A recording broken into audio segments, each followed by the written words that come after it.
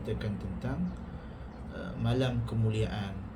Mengapakah disebut dengan Al-Qadr? Dan surah ini sering dibaca oleh imam-imam ketika salat sunat tarawih maupun apabila seseorang itu tahajud ataupun seseorang itu salat sendirian pada bulan Ramadan Al-Mubarak. Baiklah, di sini kita akan terangkan satu persatu tentang surah yang kita telah baca sebentar tadi. Apabila kita berbicara tentang surah Al-Qadar ini, yang pertama sekali kita perlu mengetahui tentang pengenalan surah. Surah Al-Qadar ini merupakan surah yang berbeza para ulama padanya. Para ulama berselisih pendapat tentang status ataupun tentang turunnya surah Al-Qadar ini, sama ada tergolong di dalam surah Makkiyah ataupun tergolong di dalam surah Madaniyah. Majoriti para ulama menyatakan surah Al-Qadar adalah surah Madaniyah, kerana mereka beralasan di dalam surah Al-Qadar Allah membicarakan tentang malam Lailatul Qadar, iaitu malam yang paling mulia, dan malam Lailatul Qadar berkaitan tentang puasa di bulan Ramadan. Sedangkan puasa di bulan Ramadan tidak disyariatkan kecuali setelah Nabi berhijrah ke Madinah, sehingga majoriti ulama berpandangan bahawa surah Al-Qadar adalah surah Madaniyah dan bukan surah Makkiyah. Ini pandangan yang lebih kuat tentang surah Al-Qadar ini. Baiklah, kita pergi kepada satu persatu. Ayat yang pertama, Allah Subhanahu wa ta'ala berfirman, Inna anzalnahu fi lailatul qadr. Sesungguhnya kami telah menurunkannya di malam Al-Qadar. Perkataan gantinya yakni inna anzalnahu, dia merujuk kepadanya, yakni merujuk kepada ganti nama Al-Quran itu sendiri. Sebab itu kata gantinya pada kata anzalnahu, menurunkannya, dalam ayat ini tidak disebutkan kembali kepada siapa. Namun kata para ulama, setiap dhamir, kata gantinya yang disebutkan dalam Al-Quran, hukum asalnya kembali kepada Al-Quran itu sendiri, walaupun sebelumnya Al-Quran tidak disebutkan, kerana hal ini sudah diketahui. Bermaksud kami turunkannya, yakni Al-Quran, fi Lailatul Qadar, pada malam Al-Qadar. Ini ayat yang pertama yang kita perlu tahu. Al-Quran ini diturunkan pada malam Al-Qadar. Nanti kita akan bahaskan berapakah tarikh ataupun pandangan para ulama tentang malam Al-Qadar ini. Kemudian pandangan para ulama tentang ayat yang pertama ini ada dua. Pandangan yang pertama iaitu Al-Quran diturunkan secara keseluruhan dari Lauh Mahfuz ke Baitul Izzah di langit dunia. Dan ini pendapat Ibnu Abbas radhiyallahu anhu. Kata Ibnu Kathir, qala Ibnu Abbas wa ghairuh, anzalallahu al-Quran jumlatan wahidatan min al-lahwi al-mahfuz ila al-baitil izzah min as-sama'i ad-dunya thumma nazala mufassalan bihasbil waqa'i' fi 23 sunnata ala Rasulillah sallallahu alaihi wasallam. Ibnu Abbas dan yang lainnya berkata, Allah menurunkan Al-Quran secara keseluruhannya daripada Lauh Mahfuz ke Baitul Izzah di langit dunia. Lalu Al-Quran diturunkan secara bertahap-tahap berdasarkan kejadian-kejadian selama 23 tahun kepada Nabi sallallahu alaihi wasallam. Ini pandangan yang pertama. Pandangan yang kedua bermaksud inna anzalnahu fi lailatul qadr tadi, yakni maksud ayat dalam Al-Quran ini, pandangan pertama kali diturunkan kepada Nabi sallallahu alaihi wasallam tatkala di Gua Hira, iaitu ketika turunnya ayat pertama dari surah Al-Alaq di malam Lailatul Qadar. Ini adalah pendapat Al-Imam Asy-Sya'bi rahimahullahu taala. Kata Al-Imam Asy-Sya'bi, nazala awal Al-Quran fi Lailatul Qadar. Awal Al-Quran turun di malam Lailatul Qadar. Sebab itu pandangan Al-Imam Asy-Sya'bi kata, inna anzalnahu fi Lailatul Qadar tu, yakni turunnya Al-Quran pada malam Lailatul Qadar adalah ayat yang diturunkan kepada Nabi pada malam Lailatul Qadar, yakni surah Al-Alaq, Iqra' bismi rabbikal ladzi khalaq, khalaqal insana min 'alaq, Iqra' wa rabbukal akram, alladzi 'allama bil qalam, 'allamal insana ma lam ya'lam. Ayat itu diturunkan pada malam Al-Qadar. Walaupun pandangan Asy-Sya'bi ini lemah di sisi majoriti ulama, tetapi ia ada pandangan juga. Cuma pandangan yang lebih kuat adalah pandangan Ibnu Abbas, pandangan yang pertama tadi. Kemudian Allah menggunakan kata ganti kami, inna anzalnahu fi lailatul qadar. Kami turunkan padanya, yakni Al-Quran, di malam Lailatul Qadar. Kenapakah Allah menggunakan kata ganti nama kami, tidak menggunakan aku? Sebahagian orang-orang Nasrani berdalil dengan ayat-ayat seperti ini. Mereka menyatakan bahawa Allah itu banyak, sedangkan ini adalah pendapat yang batil. Al-Quran ini diturunkan dalam keadaan yang uslub, yakni keadaan yang mempunyai kaedah tertentu, yang mana merujuk kepada, kami di sini merujuk kepada kekuasaan. Kata ganti nama merujuk kepada kekuasaan dan kebesaran Allah Subhanahu wa ta'ala. Ini pandangan yang lebih kuat. Kenapa Allah menggunakan kata ganti nama kami, bukan aku. Kemudian Allah kata, وَمَا أَدْرَاكَ مَا لَيْلَةُ الْقَدْرِ. Dan tahukah kamu apakah malam Al-Qadar itu? Lailatul Qadri khairum min alfi syahr. Malam Al-Qadar itu lebih baik daripada 1000 bulan. Para ahli tafsir membicarakan mengenai hikmah 1000 bulan. Kenapa dikatakan 1000 bulan? Sebahagian para ulama menyatakan ia 1000 bulan, memang 1000 bulan. Sebahagian para ulama menyatakan 1000 bulan itu bukanlah bermaksud 1000 bulan, tetapi banyak, terlampau banyak. Mereka menyatakan bahawa ini adalah rahmat Allah kepada kaum muslimin, umatnya Nabi Muhammad sallallahu alaihi wasallam. Kata Al-Imam An-Nawawi, Lailatul Qadri mukhtassatun bihadhihi al-ummah zadaha Allah syarafan falam takun liman qablaha. Lailatul Qadar khusus untuk umat ini, semoga Allah menambah kemuliaannya, dan tidak didapatkan oleh umat-umat sebelumnya. Al-Majmu' Syarah Al-Muhadzab, jilid yang ke-6 halaman 447.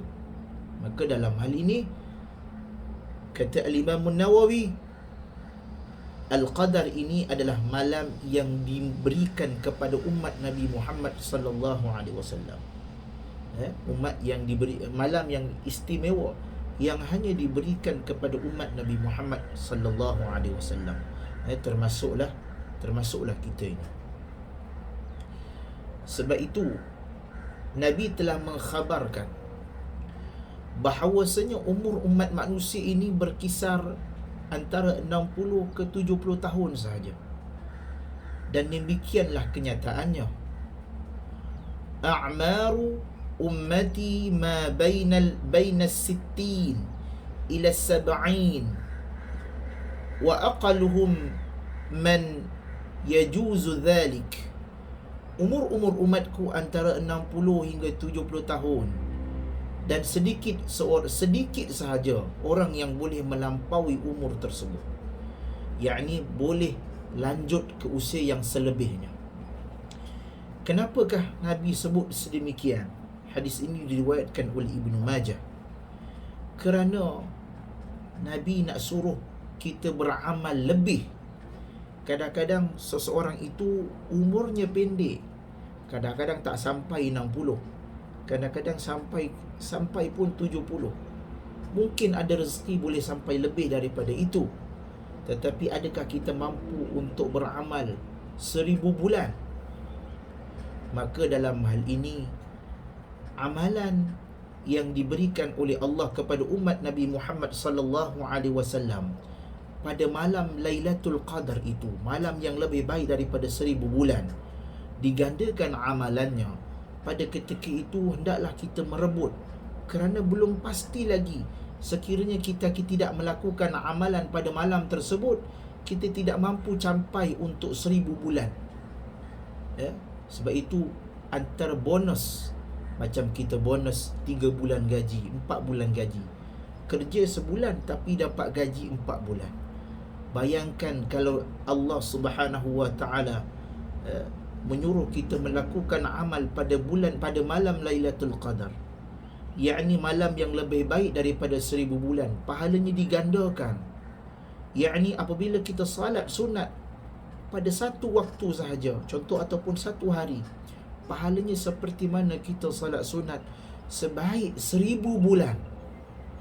Bayangkan satu tahun ada 12 bulan. Bayangkan 1000 bulan, berapa tahun? Inilah satu ganjaran yang Allah berikan kepada umat Nabi Muhammad sallallahu alaihi wasallam yang patut kita ambil.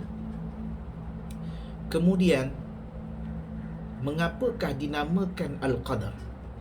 Di sini para ulama berbincang tentang mengapakah malam itu disebut Al-Qadar. Al-Qadar dalam bahasa Arab memiliki 3 makna. Asy-syaraf, yakni kemuliaan. Yang kedua maknanya adalah sempit. Dan yang ketiga, qadar ini juga bermaksud takdir. Pandangan yang pertama bermaksud Lailatul Dhatus Syarif ataupun Lailatul Dhatus Syaraf. Bermaksud malam tersebut penuh kemuliaan. Kerana barang siapa yang beribadah di malam tersebut, maka ia seperti beribadah dari 1000 bulan. Ini kemuliaan, betul-betul mulia. Bayangkan kita dapat kerja sehari, kerja sebulan, dapat gaji 1000 bulan. Bayangkan istimewanya pada ketika itu. Ini pandangan yang pertama. Pandangan yang kedua menyatakan Al-Qadar itu maksudnya sempit. Kerana boleh jadi artinya sempit. Sebagaimana kata qadara dijumpai dalam banyak ayat. Antaranya firman Allah, wa amma idza mabtalahu faqadara alayhi rizqahu fayaqulu rabbi ahanan. Lalu apabila Tuhan mengujinya lalu membatasi, menyempitkan rezekinya, maka ia berkata, Tuhanku telah menghinakan. Yakni perkataan qadara, menyempitkan. Kenapakah disebut Al-Qadar ini sempit? Kerana pada malam itu dinamakan malam yang sempit. Kerana malam itu banyak malaikat yang turun. Seakan-akan dunia ini menjadi sesak, dipenuhi oleh para malaikat. Ini malaikat. Yang ketiga, kemudian di antara makna Al-Qadar yang lain adalah takdir, di mana pada malam itu Lailatul Qadar Allah telah menetapkan takdir. Sebab itu apabila kita doa pada malam Al-Qadar, doa bersungguh-sungguh, kerana Allah sedang mengubah ataupun menulis takdir yang baru untuk seseorang. Inna anzalnahu fi lailatin mubarakah inna kunna munzirin fiha yufraku kullu amrin hakim amran min indina inna kunna mursilin. Sesungguhnya kami turunkannya pada malam yang diberkati, Al-Quran. Sesungguhnya kamilah yang memberi peringatan. Pada malam itu dijelaskan segala urusan yang penuh hikmah, iaitu urusan di sisi kami. Sungguhlah kami yang mengutus rasul-rasul. Berkenaan tingkatan takdir. Pertama, takdir yang Allah dicatatkan di Lauh Mahfuz. Takdir seseorang yang Allah telah catatkan di Lauh Mahfuz. Kesemua hal yang terjadi sampai hari kiamat telah dicatatkan di Lauh Mahfuz. Tidak akan ada perubahan. Akan tetapi Allah khabarkan berita tentang takdir tersebut secara bertahap. Umpamanya hari kiamat, memang hari kiamat telah tetap waktunya bila. Cuma akan ada isyarat-isyarat, akan ada tanda-tandanya yang mana dapat diketahui ataupun dapat dilihat oleh manusia pada ketika itu. Yang kedua, takdir umri ataupun takdir umur, iaitu takdir yang dicatat oleh malaikat ketika Allah meniupkan roh kepada janin di dalam perut seseorang ibu. Apabila kita lahir, sebelum kita lahir, kita dalam perut ibu kita, yakni takdir itu telah dicatat. Kemudian Allah memerintahkan malaikat untuk menuliskan rezekinya, ajalnya, amalnya dan nasibnya, bahagia atau celaka. Takdir-takdir ini walaupun telah ditetapkan, tetapi boleh diubah ataupun boleh ditingkatkan menurut kepada usaha ataupun gandaan seseorang itu. Yang ketiga, takdir sanawi ataupun tahunan, di mana setiap tahun pada malam Lailatul Qadar Allah menurunkan takdirnya sampai tahun depan. Sebagaimana dalam surah Ad-Dukhan, yakni Allah memerintahkan data takdir setahun daripada Lauh Mahfuz ke catatan para malaikat. Dan yang keempat, takdir harian, iaitu takdir Allah yang putuskan keputusan-keputusan. Sebagaimana yang Allah sebutkan, yas'aluhu man fis samawati wal ard kulla yawmin huwa fi sya'n. Apa yang ada di langit dan bumi selalu meminta kepadamu, dan setiap waktu dia dalam kesibukan. Yakni takdir yang ini berada dalam kesibukan untuk menyampaikan keputusan-keputusan. Tetapi takdir harian, takdir tahunan, takdir umur, semuanya merupakan catatan yang diambil daripada takdir yang ada di Lauh Mahfuz dan tidak akan pernah mengalami perubahan, dan hanya di sisi Allah sahajalah yang ia mengetahuinya. Apa maksud kesimpulan daripada hal ini? Yakni yang pertama sekali, takdir tentang kehidupan kita, rezeki kita, urusan mati, urusan hidup, ajal kita, kesemuanya telah pun ditulis oleh Allah. Cuma kita boleh mengetahui ataupun boleh menjaga tahap-tahap itu. Contohnya, kita semua akan mati. Kita telah ditetapkan tarikh kematian kita, tetapi kita boleh beramal dengan sihat. Contohnya, kita boleh makan makanan yang sihat ataupun makan ubat. Kita tetap akan mati, tetapi takdir itu berubah ataupun berlanjutan sedikit. Begitu juga takdir kita nikah. Kita mungkin akan bernikah. Contohnya bagi yang muda, akan mendapat jodoh kita. Tetapi kalau kita tak cari ataupun kita tidak mempersiapkan diri, mana akan dapat? Walaupun kita ditulis itu bernikah dengan seseorang, samalah juga takdir untuk kita berjaya. Kalau tidak kita membaca buku dan belajar, walaupun kita tidak ada usaha, walaupun kita telah ditulis takdirnya berjaya, sekiranya kita tidak ada usaha, maka takdir itu akan berubah. Sebab itu kita dalam Lailatul Qadar ini minta doa kepada Allah supaya sihat, keluarga bahagia, sejahtera, dipermudahkan urusan. Kerana pada ketika itu takdir yang baru akan ditulis untuk kita. Kemudian malam turunnya malaikat. Tanazzalul malaikatu war-ruh, tanazzalul malaikatu war-ruh fiha biizni rabbihim min kulli amr. Pada malam itu turunnya para malaikat dan ruh, yakni Jibril alaihi salatu wassalam, dengan izin Tuhannya untuk mengatur segala urusan. Berasal daripada perkataan tanazzalul yang bermakna turun, yakni pada malam itu malaikat turun dengan jumlahnya yang sangat banyak.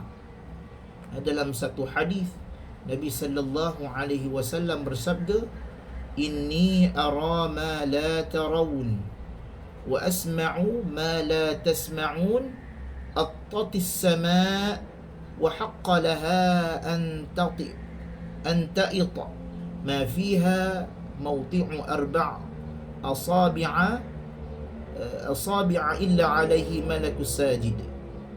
Aku melihat apa yang kalian tidak lihat, dan aku mendengar apa yang kalian tidak dengar. Langit berbunyi, langit berbunyi seakan bunyi unta yang menanggung beban yang berat. Bunyi langit, bunyi. Dan sangat layak baginya untuk berbunyi seperti itu. Kenapa langit berbunyi? Kerana tidaklah di dalamnya ada empat seluas 4 jari, melainkan pasti ada malaikat yang sedang sujud. Di langit walaupun luasnya ada 4 jari, bayangkan langit itu besar, walaupun ada ruang space sikit pun akan dimasuki ataupun akan dimasukkan malaikat padanya untuk sujud kepada Allah. Bermaksud hadis ini menekankan bahawa di langit itu penuh para malaikat yang sedang sujud sehingga berbunyi langit itu. Hadis ini riwayat Ahmad. Kemudian para ulama membahaskan bila malam Lailatul Qadar ni. Kita duk berebut, bilakah malam Lailatul Qadar? Rasulullah sallallahu alaihi wasallam pernah diberitahu oleh Allah bilakah malam Lailatul Qadar. Dalam sebuah hadis yang sahih, Rasulullah sallallahu alaihi wasallam keluar pada malam Lailatul Qadar. Ada 2 orang sahabat berdebat. Lalu beliau bersabda, "Inni kharajtu li ukhbirakum Lailatul Qadr fatalahiya fulan wa fulan." Aku keluar untuk mengkhabarkan kepada kalian tentang malam Lailatul Qadar, tetapi ada 2 orang berdebat hingga tak boleh lagi diketahui waktunya. Nabi nak bagi tahu kat para sahabat, tiba-tiba gaduh 2 orang ni. Sampaikan Nabi tak bagi tahu dah waktu dia. Farufi'at wa asa an yakuna khairan lakum. Mungkin ia lebih baik bagi kalian. Carilah di 9 malam terakhir, iaitu maksudnya malam ke-21, 7 malam ke-23 dan 5 malam ke-25. Hadis yang sahih riwayat Al-Imam Al-Bukhari. Nabi kata malam 21, malam 23 dan malam yang ke-25. Okey. Ini pandangan yang pertama. Nabi menyatakan taharrul Lailatul Qadr fi witr min al-ashrin al-awakhir min Ramadan.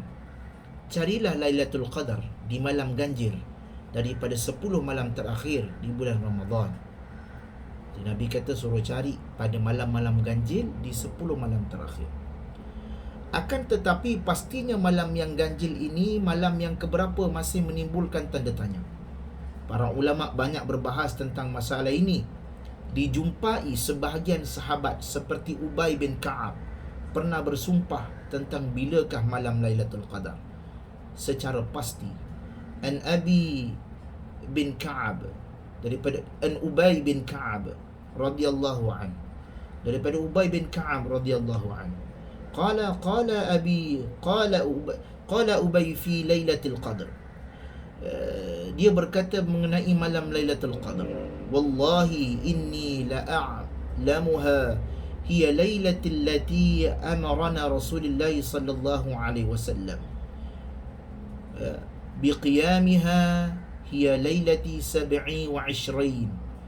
Kemudian aku demi Allah aku mengetahui malam tersebut. Malam tersebut adalah malam yang Allah memerintahkan untuk menghidupkannya dengan salat malam. Kata Ubay, malam ini adalah malam yang ke-27 Ramadan. Hadis sahih riwayat Imam Muslim. Ubay kata malam 27. Malam 27. Tadi dia kata malam 21, malam 27, malam 25. Ubay kata malam 27. Ada juga yang menyatakan malam 21, yakni seperti daripada hadis Abu Sa'id Al-Khudri bahawasanya malam Lailatul Qadar pernah terjadi pada zaman Nabi, yakni pada malam ke-21. Dalam hadisnya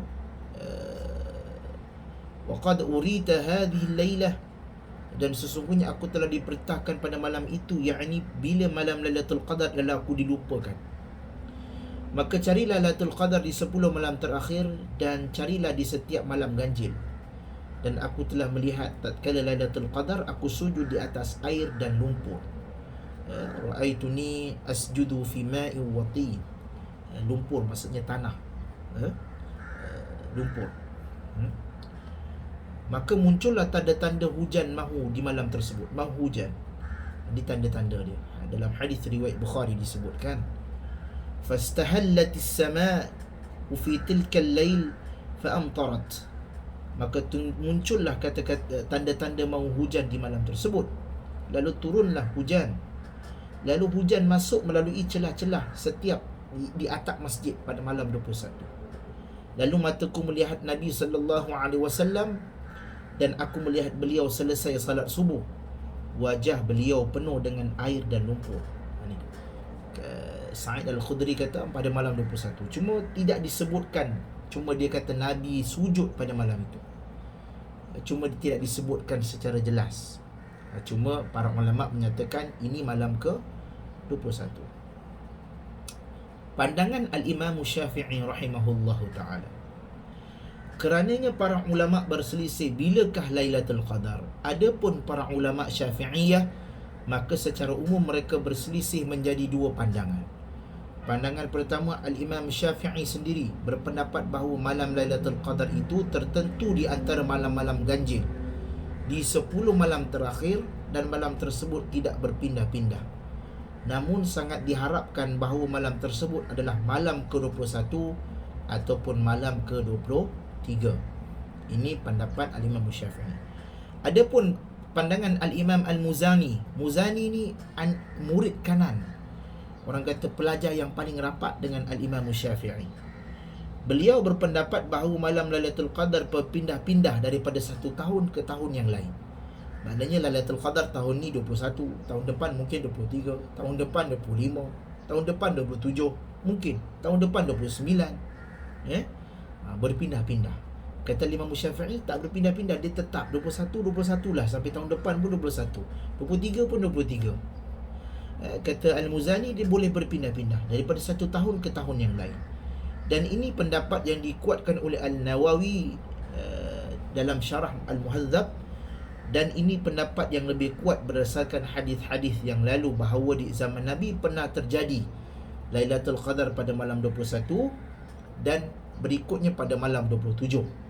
Menurut An-Nawawi, pandangan inilah satu-satunya cara yang boleh mengkompromikan hadis-hadis tersebut, yang boleh relate dengan hadis-hadis tersebut. Maknanya pandangan yang lebih kuat, setiap tahun Lailatul Qadar ini harinya, waktunya akan berubah. Tidak semestinya tetap. Maka carilah pada hari-hari yang ganjil. Okey. Kemudian Allah menyatakan salamun hiya hatta matla'il fajr. Sejahteralah malam itu sampai ke terbit fajar. Yakni sebahagian sahabat berkata bahawasanya pada malam itu malaikat turun dengan jumlah yang sangat banyak, dan mereka memberi salam kepada kaum muslimin yang sedang beribadah, meskipun manusia tidak mendengarnya. Dan salamnya para malaikat adalah doa kepada Allah agar memberi keselamatan kepada orang-orang yang sedang beribadah pada malam itu. Keselamatan tersebut semenjak terbenam matahari hingga terbit fajar. Cuma para ulama berbeza bilakah waktu terakhir malam Al-Qadar. Sebahagian para ulama menyatakan bahawasanya malam Al-Qadar ini bila terakhir bila masuk azan subuh. Itu malam terakhir. Sebahagian lagi menyatakan malam terakhir ni bila habis waktu solat subuh. Habis saja waktu solat subuh, maka malam itu berakhirlah. Berakhir. Apa pun, maka kita disunahkan untuk beribadah daripada maghrib itu sampailah ke subuh. Apakah doa yang diajarkan oleh Nabi selain doa yang kita nak minta? Doa yang diajarkan oleh Nabi pada malam itu pula dianjurkan untuk membaca doa. Dalam sebuah hadis dari Aisyah, ia berkata, aku pernah bertanya kepada Nabi sallallahu alaihi wasallam, jika saja satu hari yang aku tahu bahawa malam itu adalah malam Lailatul Qadar, apakah doa yang mesti ku ucapkan? Nah, Aisyah tanya kepada Nabi, kalau malam tu malam Lailatul Qadar, apa aku nak buat ya Rasulullah? Apa aku nak ucap ni? Doa apa aku nak baca ni? Doa yang biasa kita baca, quli Allahumma innaka afuwun tuhibbul afwa fa'fu anni. Allahumma innaka afuwun karim, biasanya kita doa. Tuhibbul afwa fa'fu anni. Ataupun biasa kita baca, kita solat tarawih, biasa imam akan baca Allahumma innaka afuwun karim tuhibbul afwa fa'fu anna. Biasa kita akan baca, Engkaulah yang maha pemaaf dan engkaulah yang mencintai orang yang meminta maaf. Kerana itu maafkanlah aku. Itu saja.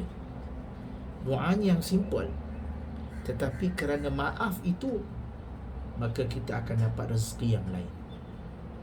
Umpamanya, bayangkan kita minta maaf kepada ibu dan ayah kita, ataupun kita minta maaf kepada majikan kita. Kita mungkin nak minta gaji lebih, kita mungkin nak minta pangkat yang tinggi, kita mungkin nak minta ganjaran harta kepada bos kita ataupun majikan kita, ataupun kita nak minta sesuatu, something kepada ibu dan ayah kita. Tetapi kita tak cakap, kita minta maaf. Saya mengaku salah, saya minta maaf. Apakah perasaan ibu dan ayah kita? Bayangkan, ibu-ibu di sini mesti sudah faham. Bila seseorang itu minta maaf, kita telah memberikan, kita telah redha kepadanya, kita telah timbulkan perasaan sayang kepadanya. Apabila anak kita minta maaf kepada kita, mak, saya minta maaf, saya mengaku saya banyak salah. Apa perasaan ibu dan ayah? Perasaan kita maafkan dia, dan apa saja yang kita nak, apa saja yang dia nak, kita bagi. Anak nak apa? Nak makan sedap, nak masak apa, nak itu, nak ini, asal perkataan maafkan saja. Sebab itulah, kalau kita baca Sayyidul Istighfar, penghulu bagi segala istighfar, bila kita baca Sayyidul Istighfar, Nabi puji Allah banyak. Tetapi apa yang Nabi minta?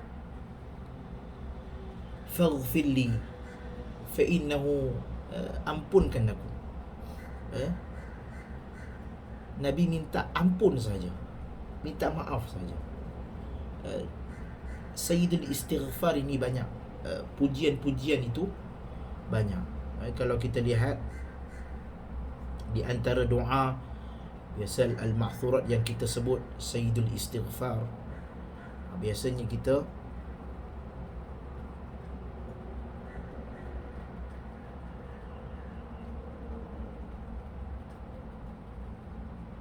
baca doa Sayyidul Istighfar.